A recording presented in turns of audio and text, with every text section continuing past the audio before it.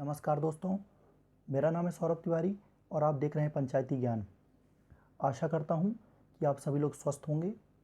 दोस्तों, इस वीडियो के माध्यम से हम बात करेंगे कि जेएनयू जब एमए हिंदी साहित्य की प्रवेश परीक्षा लेता है तो उसका सिलेबस क्या है, और जो 2020 का पेपर है उसे मैंने एनालिसिस करके सब टॉपिक्स में बांटा है कि किस टॉपिक से कितने प्रश्न आए हैं, वो आप वीडियो में आगे देखेंगे।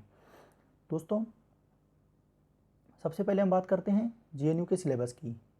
ये जो आपके सामने जेएनयू का सिलेबस दिख रहा है, ये जेएनयू के ई प्रोस्पेक्टस 2020-2021 से लिया गया है।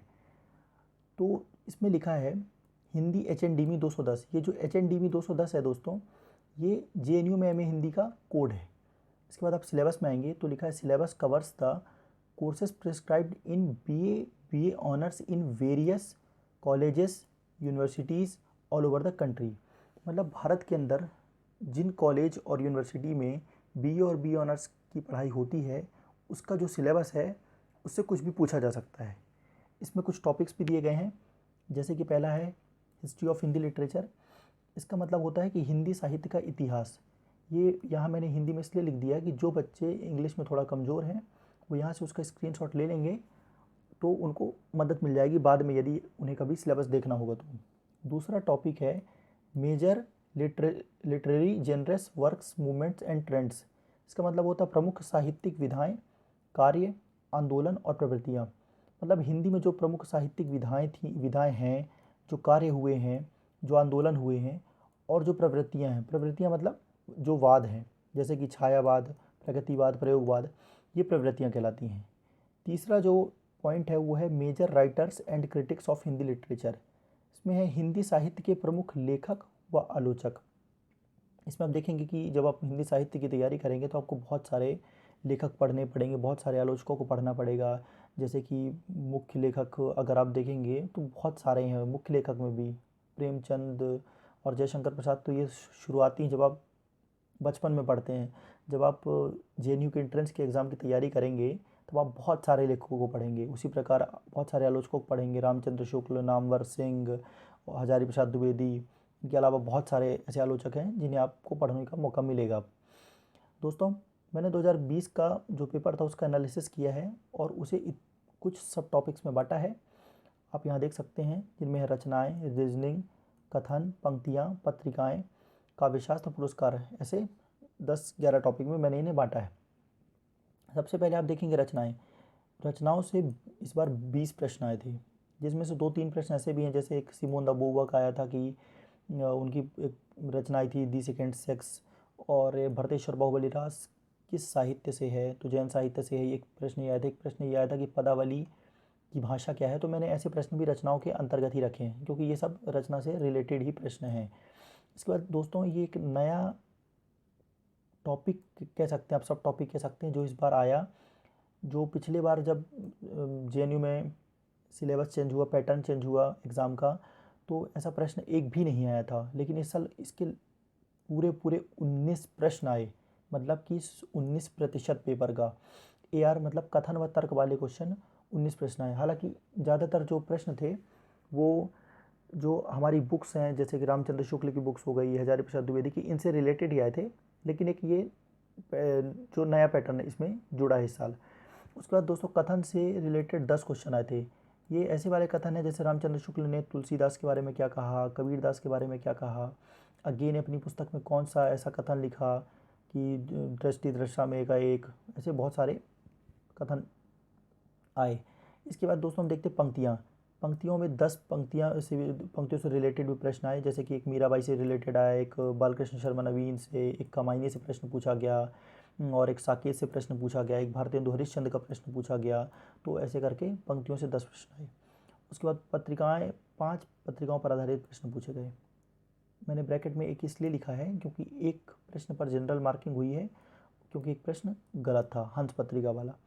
उसके बाद काव्य शास्त्र से 7 प्रश्न पूछे गए।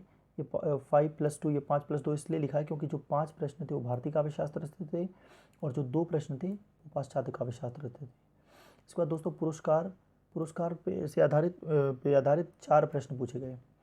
व्याकरण से 7 प्रश्न पूछे गए। जिसमें एक रस पर आधारित था, एक उपमा अलंकार पर आधारित था और एक मिश्रित स्वर वाला एक क्वेश्चन आया था, आ ओ वाला। उसके बाद पात्रों पर आधारित 3 प्रश्न पूछे गए। पात्रों पर ऐसे आधारित प्रश्न आए थे जैसे कि एक आया था गोदान उपन्यास पर कि गोबर किस उपन्यास का पात्र है। एक आया था अधिकार सुख कितना मादक और सारहीन है, ये किस नाटक के पात्र ने कहा था, ये स्कंदगुप्त का प्रश्न था। इसके बाद उपाधियों पर आधारित 2 प्रश्न आए।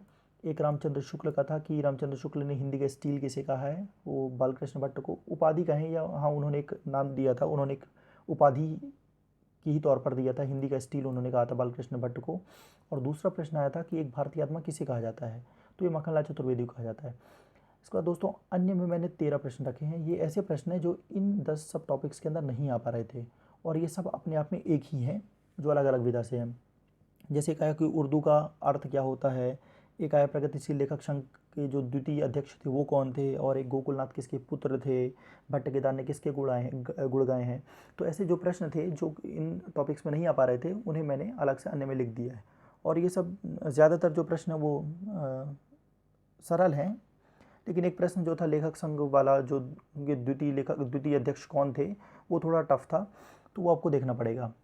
इसके बाद दोस्तों मैंने साहित्य ऐतिहासिक तौर पर भी इन्हें बांट दिया है कि आदिकाल से कितने प्रश्न आए, भक्ति काल से कितने प्रश्न आए, रीतिकाल से कितने प्रश्न आए और आधुनिक काल से कितने प्रश्न आए। इसमें पूरे प्रश्न नहीं है क्योंकि कुछ प्रश्न ऐसे भी थे जो व्याकरण वाले प्रश्न थे, वो किसी पे नहीं रखे जा सकते थे। और जो भारतीय काव्य शास्त्र के प्रश्न हैं वो जैसे भरत मुनि पर जो आधारित प्रश्न होंगे वो तो बहुत आदिकाल से पहले के हैं क्योंकि वो 2री-3री सदी में थे। और जितने भी भारतीय काव्य शास्त्र हुए वो 9वीं सदी से पहले के हुए, बहुत सारे 8वीं सदी से 9वीं सदी से, तो उन्हें आदिकाल में रखना उचित नहीं है। और उसके बाद हिंदी साहित्य इतिहास के प्रश्न है ये, क्योंकि आदिकाल, भक्तिकाल, रीतिकाल और आधुनिक काल हिंदी साहित्य इतिहास है और भारतीय काव्य शास्त्र जो है वो संस्कृत और हिंदी से जुड़ा हुआ है, संस्कृत से हिंदी में लिया गया है। तो आदिकाल से जो रिलेटेड प्रश्न थे वो 6 थे, उनकी संख्या 6 थी।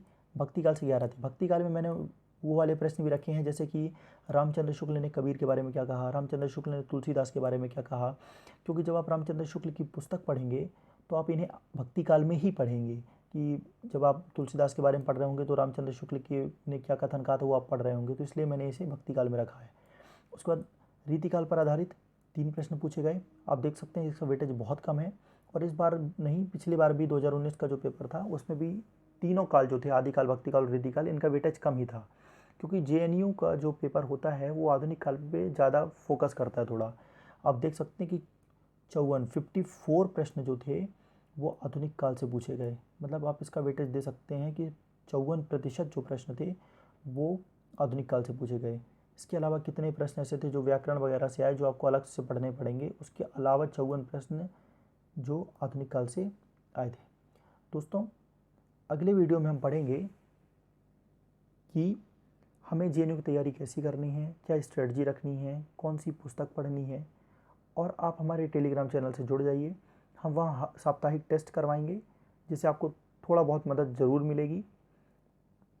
यदि आपको ये वीडियो अच्छा लगा हो तो आप इसे लाइक करें, चैनल को सब्सक्राइब कर दें और अपने दोस्तों के साथ शेयर करना ना भूलें। धन्यवाद।